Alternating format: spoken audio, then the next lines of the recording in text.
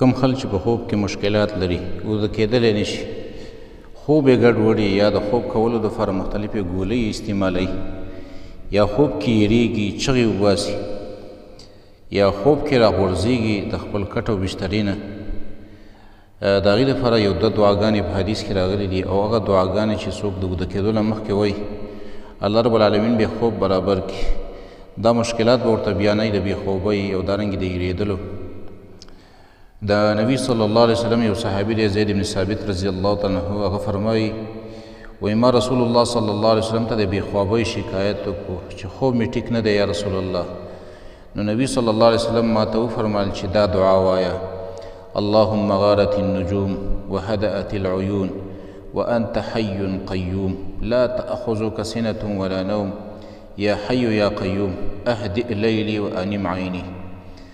دا دعا چې دا صحابي وایي ما ولوستله، الله رب العالمین هغه زما د بېخوابۍ شکایت ختم کو، ما د خوب برابر شو. یو بله دعا هم راغلې ده،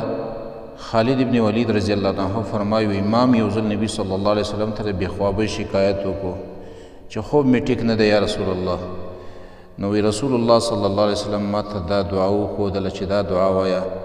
اعوذ بکلمات الله التامات من غضبه وعقابه